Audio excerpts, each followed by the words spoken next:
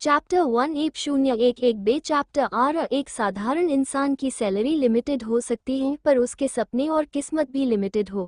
ऐसा कोई रूल नहीं बना वरना गरीब अली बाबा को खुल जा सिम सिम वाली गुफा क्यों मिलती। क्यों चिराग का जिन मुफलिस अल्लादीन को आका कहकर बुलाता। सिंपल फंडा है जी, अल्लाह मेहरबान तो गधा पहलवान। वैसे एक पैदाइशी 2 पैर वाले गधे के बारे में बताओ। नाम आदित्य, पर आदित्य को किसी ने ये नहीं बताया कि अभी अभी भगवान ने उसे गधे से घोड़े में अपग्रेड कर दिया है, और घोड़ा भी कैसा, लंबी रेस का। अपने घोड़े वाले रोल से अनजान आदित्य अपनी छोटी सी दुकान के काउंटर पर बैठा अपने गले में लटके हुए लॉकेट के साथ खेल रहा है। ये लॉकेट आदित्य के पास उसके दादाजी की आखिरी निशानी है।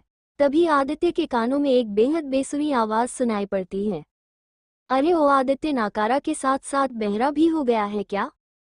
ये आवाज सुनते ही आदित्य अपनी जगह पर खड़ा हो जाता है, क्योंकि ये बेसुरी आवाज किसी और की नहीं बल्कि आदित्य की सास महेश्वरी की है। महेश्वरी की आवाज जितनी बेसुरी सुनाई देती है, उससे कहीं ज्यादा बदसूरत महेश्वरी की शक्ल है, जिसे वो हमेशा मेकअप की दुकान से ढक कर रखती है।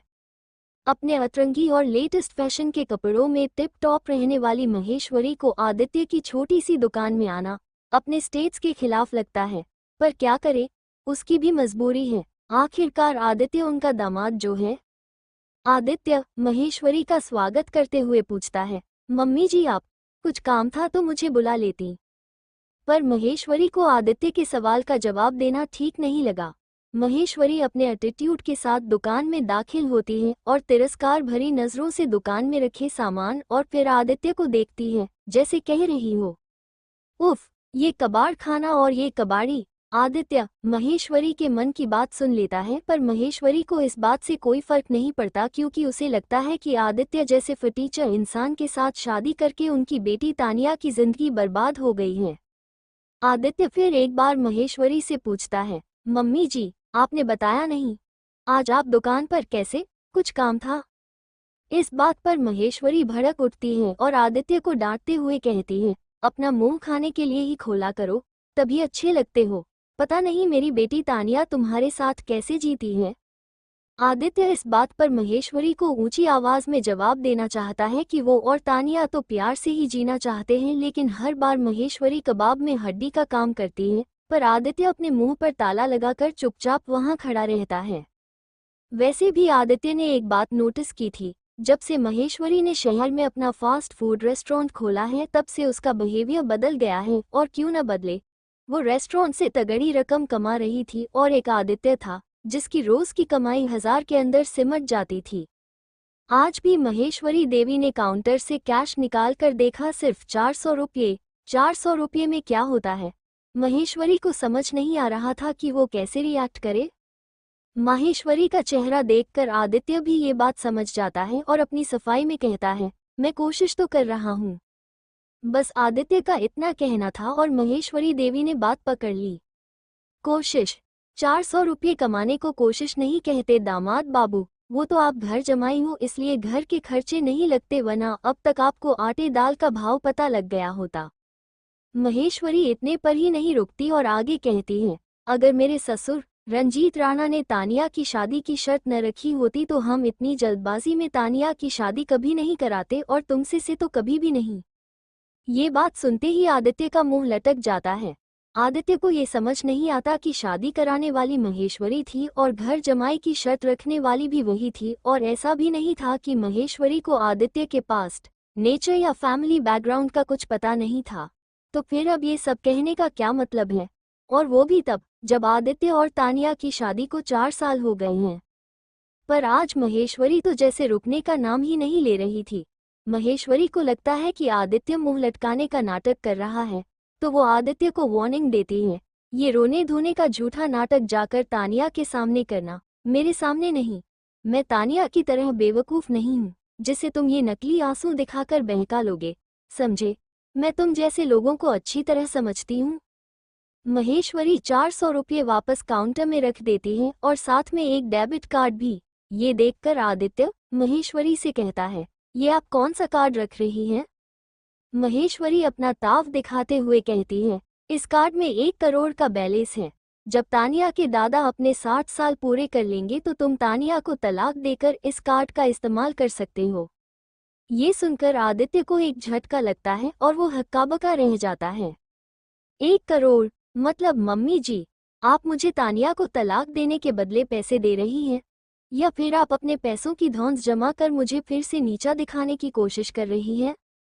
इसके बाद आदित्य ने वो कार्ड महेश्वरी को देते हुए कहा, ये कार्ड लेकर प्लीज आप यहाँ से चली जाइए। इस पर महेश्वरी बस इतना जवाब देती है, ये दुकान भले ही तुम्हारी हो पर हुक्म तो यहाँ मेरा ही चलेगा। इतना कहकर महेश्वरी आदित्य की दुकान से बाहर निकल जाती है, पर महेश्वरी की बातें, उसका व्यवहार आदित्य को कचोटता रहता है। आदित्य को समझ में नहीं आता कि आखिर कब तक उसे ये जिल्लत झेलनी पड़ेगी। आखिर कब उसे उसके ससुराल वाले इज्जत भरी नजरों से देखेंगे और एक दामाद के रूप में स्वीकार करेंगे, और आखिर कब वो तानिया के दिल में अपने लिए जगह बना पाएगा। आदित्य अभी ये बात सोच ही रहा होता है कि तभी उसके गले का लॉकेट चमकने लगता है, जैसे लॉकेट ने आदित्य के मन की बात सुन ली हो। पर दूसरे ही पल आदित्य को लगता है कि शायद ये उसका भ्रम है।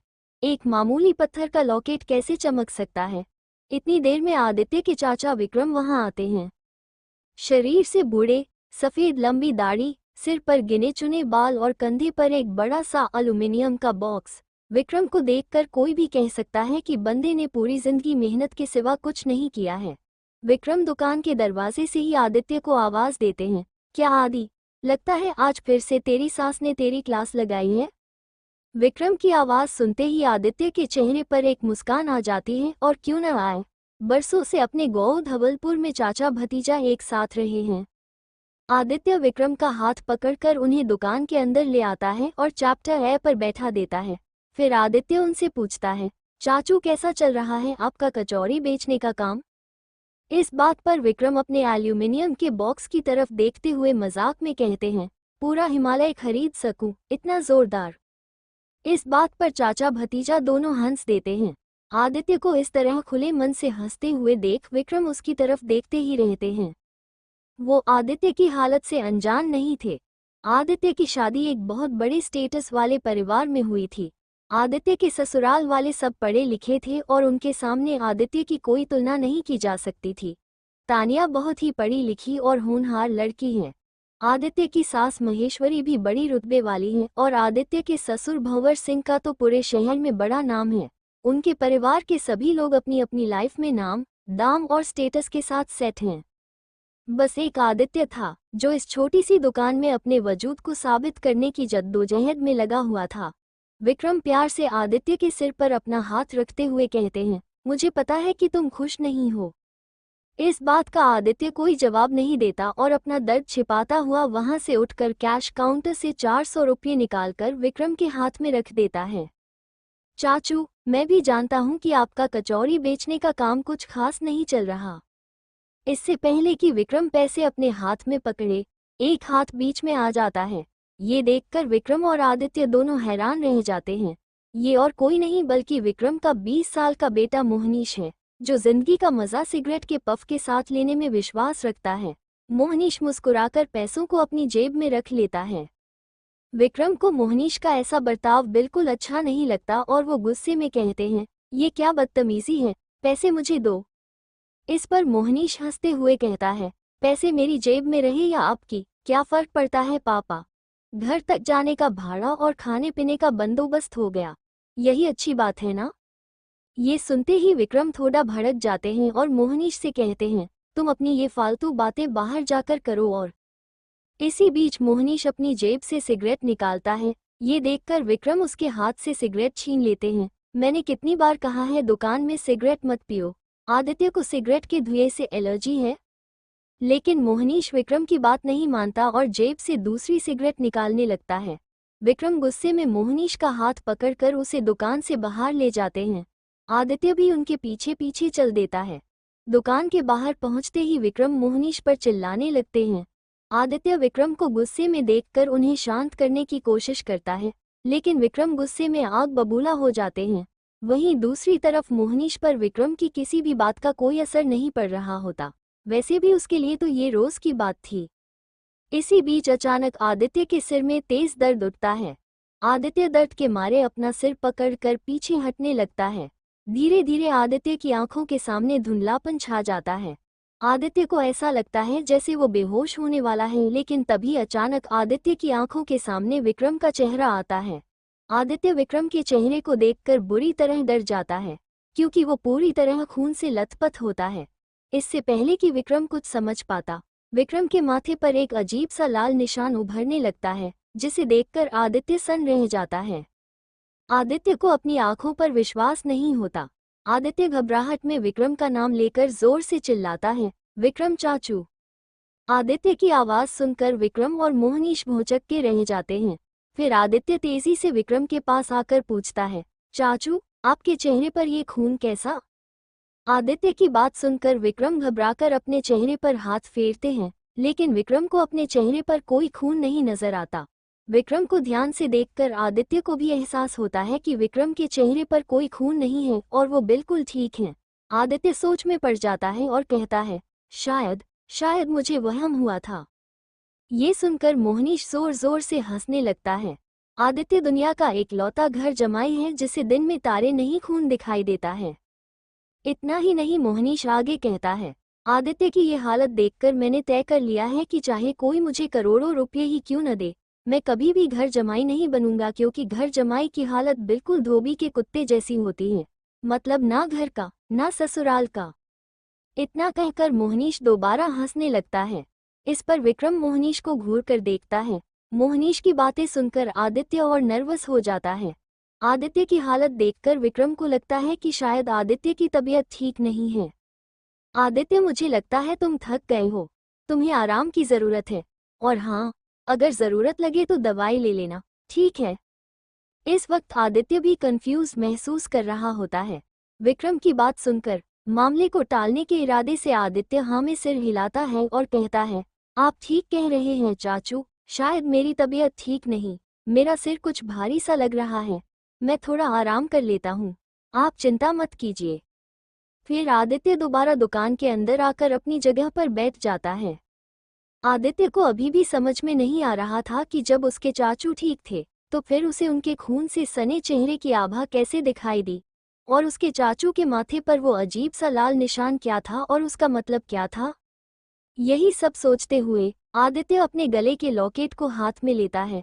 तभी अचानक से आदित्य के मन में दो सिरेमिक वाज की आभा उभरती है, जो उसने कुछ समय पहले एक पुरानी किताब में देखे थे, और आदित्य ने वैसे ही वाज अपने ससुर भंवर सिंह को उनके जन्मदिन पर गिफ्ट करने का प्लान भी बनाया था, क्योंकि आदित्य जानता था कि भंवर सिंह को ऐसी पुरानी कलाकारी वाली चीजें बहुत पसंद हैं।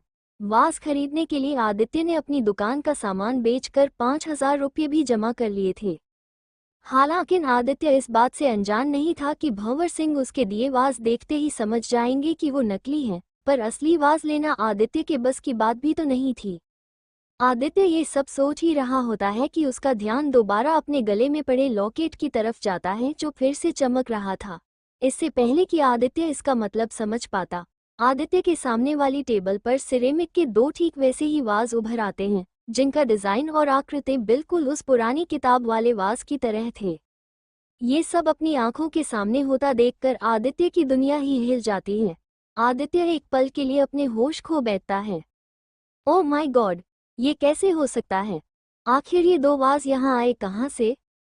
200 साल पुरानी किताब में हूबहू ऐसे ही वाज का फोटो था, तो क्या ये वाज उस किताब से बाहर निकल आए हैं? या फिर क्या आदित्य ने वाज की कल्पना की और उसकी कल्पना हकीकत में बदल गई? लेकिन ऐसा कैसे हो सकता है? ये कैसा चमत्कार हो रहा है आदित्य के साथ? क्या इस चमत्कार की वजह आदित्य के गले में लटका हुआ वो लॉकेट है, या फिर ये सब आदित्य का वहम है? चैप्टर 2:02 ये क्या गोलमाल है? आदित्य अपने सामने रखे एक वाज को धीरे से उठाकर देखता है। आदित्य के मन में एक साथ कई आइडियाज पॉपकॉर्न की तरह फूटने लगते हैं, और उसके साथ ही आदित्य की आंखें बड़ी होती चली जाती हैं। आदित्य ने सोचा कि अगर उस किताब के फोटोज सच में चीजें बनकर उसके सामने आ सकती हैं, तब तो आदित्य ने एंटीक चीजों के बारे में बहुत सारी किताबें पढ़ी हैं, तो क्या वो सब भी आदित्य को ऐसे ही मिल सकती हैं? जैसे ही आदित्य के मन में ये ख्याल आया, वो खुशी से उछल पड़ा। तब तो लाइफ सेट है बॉस। देश का खजाना, दुनिया की अनमोल रचनाएं, सब कुछ उसके पास हो सकता है।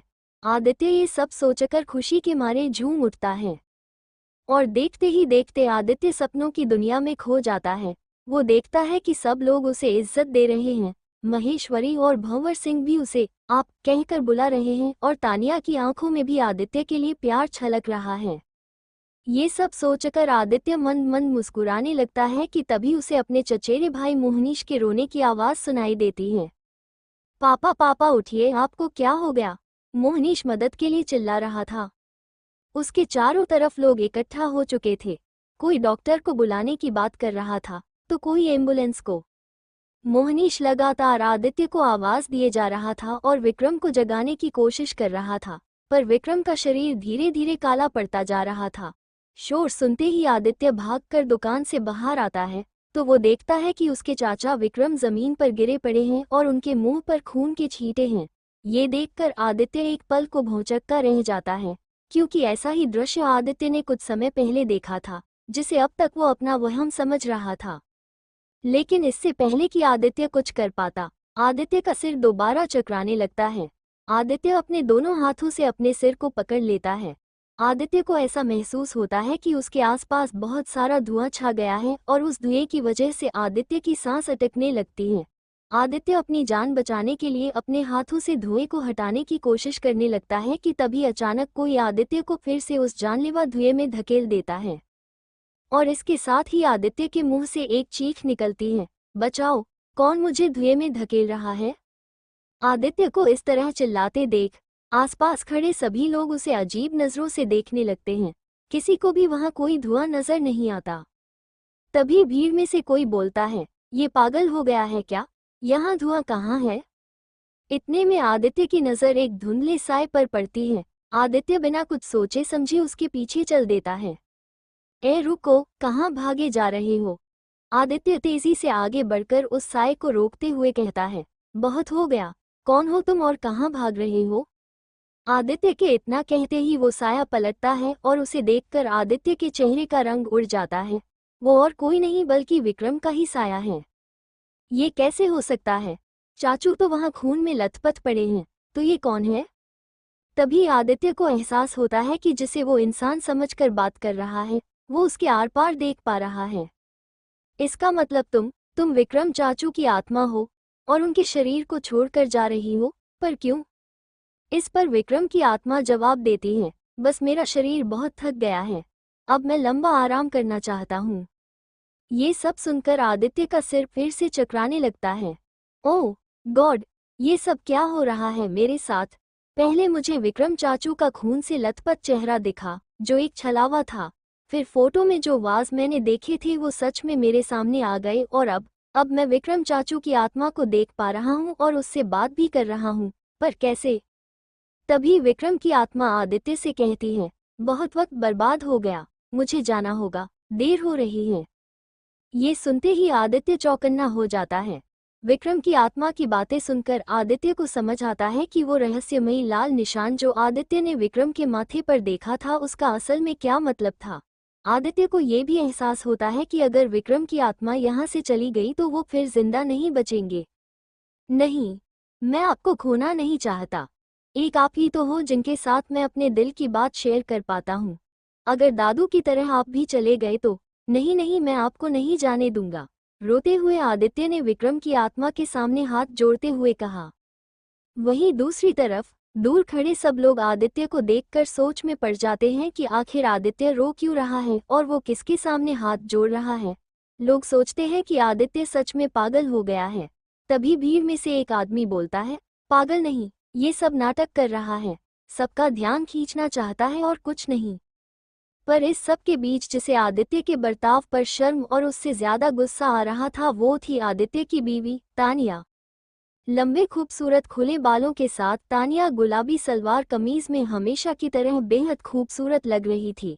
तानिया के हाथ में एक गुलाब का फूल था जो वो आदित्य को देने के लिए लाई थी, पर आदित्य के इस बर्ताव को देखकर तानिया ने उस गुलाब के फूल को अपने हाथों से मसल दिया और वही जमीन पर फेंक दिया। पता नहीं अब और कितना नाटक करेगा आदि, बेशर्मी की भी हद होती है। फिर तानिया ने जोर से चिल्लाकर कहा, आदि ये तुम क्या कर रहे हो? लेकिन इस वक्त आदित्य तानिया की बात भी अनसुनी कर देता है। वो लगातार अपने विक्रम चाचू की आत्मा को मनाने में लगा रहता है और आखिरकार वो कामयाब भी हो जाता है। इतनी देर में एम्बुलेंस वहां पहुंच जाती है तो आदित्य विक्रम की आत्मा को एम्बुलेंस के पास ले जाता है और एम्बुलेंस के अंदर बिठा देता है। तभी अपनी गाड़ी का हॉर्न बजाते हुए डॉक्टर भी वहां आ जाते हैं और गाड़ी से उतरते ही आदित्य के पास पहुंचकर उसे डांटने लगते हैं। इमरजेंसी का मतलब समझते हो? तुम्हें अपने चाचू को जल्द से जल्द हॉस्पिटल पहुंचाना चाहिए था और पता नहीं तुम बीच सड़क में कौन सा ड्रामा कर रहे थे। अगर तुम्हारे चाचा परलोक सिधार गए होते तो क्या उनकी मौत की जिम्मेदारी तुम लेते? बोलो। आदित्य डॉक्टर की बात चुपचाप सुनता रहता है। अगर आदित्य चाहता तो डॉक्टर को बता सकता था कि उसने विक्रम की आत्मा से अभी अभी बात करके उसे उनके शरीर को छोड़कर ना जाने के लिए मना लिया है। तो अब विक्रम चाचू का परलोक जाने का प्लान फिलहाल के लिए तो कैंसिल हो चुका है। लेकिन ऐसे में पूरे चैप्टर आंसर्स थे कि डॉक्टर विक्रम की जगह आदित्य को हॉस्पिटल में भर्ती करवा देते, वो भी मानसिक रोगियों वाले। इसलिए आदित्य ने माफी मांगकर बात खत्म करने में ही भलाई समझी। पर तानिया के लिए तो अब ये सब बर्दाश्त करना नामुमकिन था। तानिया आदित्य के पास आई और उसने आदित्य से गुस्से में पूछा, तुम्हारा दिमाग तो ठिकाने पर है आदि? वहां हवा में किसके सामने हाथ जोड़ रहे थे? कितना जलील कराओगे अपने आप को और साथ में मुझे भी? तानिया की आंखों में इस वक्त गुस्सा है लेकिन उसकी आवाज बोलते बोलते नर्म हो जाती है। आदित्य को भी लगता है कि शायद तानिया की एंट्री गलत समय पर हुई है। आदित्य तानिया के दोनों हाथों को अपने हाथों से पकड़ते हुए बोलता है, तानी मैं तुम्हारी बात समझता हूँ। असल में क्या हुआ था? इससे पहले कि आदित्य अपनी बात तानिया के सामने रख पाता, तानिया आदित्य के दोनों हाथों को झटक देती है और आदित्य से थोड़ा दूर जाकर खड़ी हो जाती है। आदि मुझे लगता है अब हमें हमारे रिश्ते के भविष्य को लेकर बात करनी चाहिए। इतना कहकर तानिया दुकान के अंदर चली जाती है। तभी आदित्य देखता है कि एम्बुलेंस विक्रम को लेकर जा रही है। विक्रम के शरीर के साथ एम्बुलेंस में विक्रम की आत्मा भी है और अब विक्रम के माथे पर वो लाल निशान दिखाई नहीं दे रहा। आदित्य एक राहत की सांस लेते हुए तानिया के पीछे पीछे दुकान में चला जाता है। अंदर आते ही आदित्य देखता है कि तानिया पंखे के पास खड़ी है और पंखे की हवा से तानिया के बाल लहरा रहे हैं। तानिया सच में बहुत खूबसूरत थी और आदित्य बचपन से ही उसे पसंद करता था। वो हमेशा से तानिया के लिए बहुत कुछ करना चाहता था। ये बात अलग थी कि वो कर नहीं पा रहा था। ये सब सोचकर आदित्य अपनी आंखें नीची कर लेता है। फिर आदित्य तानिया के पास जाकर पूछता है, गर्मी बहुत है, कुछ लोगी तानी? तलाक के बारे में क्या ख्याल है? तानिया ने बड़ी बेरुखी और गुस्से में कहा। अचानक से तानिया के मुंह से तलाक का नाम सुनते ही आदित्य अवाक रह जाता है। ये दूसरी बार था जब आज आदित्य ने तलाक शब्द सुना था और वो भी इसी दुकान में। एक बार अपनी सासू मां महेश्वरी देवी के मुंह से और दूसरी बार अभी अपनी पत्नी तानिया के मुंह से। तुमने जवाब नहीं दिया आदि? तानिया की आवाज में अभी भी गुस्सा साफ साफ झलक रहा था। आदित्य वही चैप्टर ए पर बैठ जाता है। पर क्यों? क्यों का मतलब? तानिया का गुस्सा और बढ़ जाता है। हमारी शादी को 4 साल होने को आए हैं आदि, और इन 4 सालों में मैंने कभी भी तुमसे कोई शिकायत, कभी कोई डिमांड की नहीं ना। तुम जैसे हो मैंने तुम्हें वैसे अपनाया। क्या कभी मैंने कहा कि दूसरे लड़कों की तरह स्मार्ट बनो, लाखों कमाओ? पर तुम हो कि? तानिया बोलते बोलते चुप हो जाती है। तुम्हारे हाथ से एक गुलाब पाने के लायक भी नहीं हूं ना? आदित्य तानिया के सामने वही गुलाब लेकर खड़ा हो जाता है जिसे कुछ देर पहले तानिया ने अपने हाथों से मसल दिया था। मैं जानता हूँ तानी, मुझ में बहुत सारी कमियां हैं पर मेरे प्यार में नहीं। अगली बार प्लीज मेरा गुस्सा किसी फूल पर मत उतारना। तो मैं क्या करूँ नादी? अब तानिया की आवाज में गुस्सा कम और चिंता ज्यादा महसूस हो रही थी। तुम्हें पता भी है, बाहर कोई तुम्हें पागल कह रहा था, तो कोई ड्रामेबाज। और तुम्हें क्या लग रहा था? आदित्य ने तानिया को अपनी ओर खींचा और उसकी आंखों में आंखें डालकर सवाल किया। तानिया जानती थी कि आदित्य की आंखें कभी झूठ नहीं बोलती। तानिया ने आदित्य की आंखों में आंखें डालकर सच्चाई पढ़ना चाही, पर आज पहली बार उसे आदित्य की आंखों में न सच्चाई नजर आई, न कोई राज। हाँ, उनमें एक चमक जरूर थी, पर तानिया आज आदित्य से एक गंभीर मुद्दे पर बात करने आई थी, ना कि आदित्य की आंखों की चमक को डिस्कस करने। तुम बहुत इनोसेंट हो आदि, तुम समझ नहीं रहे हो। इतना कहकर तानिया अपना मुंह दरवाजे की ओर कर लेती है।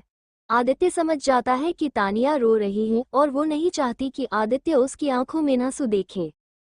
पर तानिया की बातों से कहीं न कहीं आदित्य की आंखें भी नम हो जाती हैं। फिर भी आदित्य अपने इमोशंस को काबू में करता है और तानिया से कहता है, मुझे पता है कि मैं एक आइडियल हस्बैंड नहीं हूँ, पर मैं तुम्हारा सबसे अच्छा दोस्त तो हूँ। क्या तुम उस नाते भी मुझसे अपने दिल की बात नहीं करोगी? आदित्य के मुंह से ये बात सुनते ही तानिया के सब्र का बांध टूट जाता है और वो आदित्य के सीने से लगकर रोने लगती है। आदित्य भी तानिया को अपने आगोश में भर लेता है और फिर वो उसके बालों को उसके चेहरे से हटाते हुए पूछता है, अब तो सच बता दो। तानिया ये सुनकर थोड़ी देर के लिए चुप हो जाती है। तानिया बरसों से चाहती थी कि आदित्य की अपनी खुद की दुकान हो। वो चाहती थी कि आदित्य भी कॉन्फिडेंस के साथ जीना सीखे, बोलना सीखे, ताकि तानिया गर्व से अपने दोस्तों और रिश्तेदारों से आदित्य की पहचान करवा पाए। मगर आदित्य ने कभी तानिया की नज़र से खुद को देखने की कोशिश ही नहीं की और ना ही कभी बदलने के बारे में सोचा। और आज जब तानिया ने आदित्य को दुकान के बाहर पागलों जैसी हरकत करते हुए और लोगों को उसका सरेआम मजाक बनाते हुए देखा, तो उसे लगा कि अब उसके लिए आदित्य से कोई उम्मीद रखना बेकार है। तानिया ने अपने आप को संभाला, फिर उसने अपने बालों को बांधते हुए एक गहरी सांस ली। मेरी टैक्सी आ गई है, मुझे जाना होगा। इतना कहकर तानिया दुकान से बाहर निकल गई। आदित्य चाहकर भी तानिया को रोक नहीं पाया।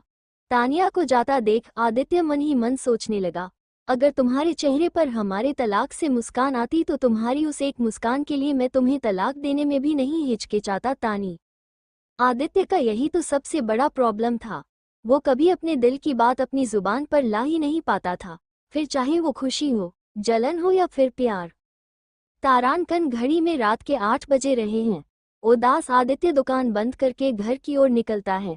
अंधेरी रात, सुनसान गलियां और साथ में चलने वाला अकेलापन। आदित्य के लिए आज का दिन बहुत भारी था और पहेलियों से भरा हुआ भी।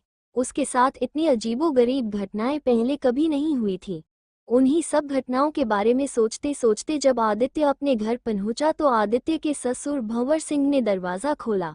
दरवाज़ा खुलने के साथ साथ महेश्वरी की आवाज़ भी आदित्य के कानों में पड़ी, जब तुम्हारी दुकान चलती नहीं है तो उसे हमेशा के लिए बंद क्यों नहीं कर देते, दिखावा क्यों करते हो? ये सुनकर भंवर सिंह महेश्वरी को शांत रहने का इशारा करते हैं, क्योंकि आदित्य की शक्ल देखकर उन्हें लगता है जैसे वो कुछ कहना चाहता है, जो कहीं न कहीं सच भी था। आदित्य दरवाजे पर ही अपने बैग से वो 2 सिरेमिक वाज निकालकर भंवर सिंह को देने ही वाला था, पर तभी महेश्वरी दोबारा बोल पड़ती है, अब बैग तो ऐसे खोल रहे हो जैसे इसमें कोई खजाना भर के लाई हो। महेश्वरी देवी की बात सुनकर आदित्य के हाथ रुक जाते हैं। आदित्य को एहसास होता है कि इस घर में कोई भी उसे किसी भी गिनती में नहीं लेता, सिवाय तानी के, पर आज उसने भी आदित्य का दिल तोड़ दिया था। ये ख्याल आते ही आदित्य चुपचाप घर के अंदर आ जाता है। आदित्य को अंदर आता देख वहीं बैठी तानिया उठकर अपने कमरे में चली जाती है और कमरे का दरवाज़ा जोर से बंद कर देती है। महेश्वरी और भंवर सिंह समझ जाते हैं कि अब उनका यहाँ रुकना ठीक नहीं होगा, सो वो दोनों भी अपने कमरे में चले जाते हैं। आदित्य वहीं अकेला खड़ा रह जाता है। तो क्या होगा आगे कहानी में? क्या आदित्य और तानिया का रिश्ता इतनी आसानी से खत्म हो जाएगा? क्या आदित्य इतनी जल्दी हार मान लेगा? और क्या होगा विक्रम का भविष्य? क्या सच में विक्रम की जान बच पाएगी? आज जो कुछ भी आदित्य ने देखा, क्या वो वाकई सच था? क्या आदित्य आत्माओं को देख सुन सकता है? ऐसा क्या खास है आदित्य के उस लॉकेट में, जिसकी वजह से उसकी सोची हर बात सच हो जाती है? क्या है उन 2 सिरेमिक वाज का राज?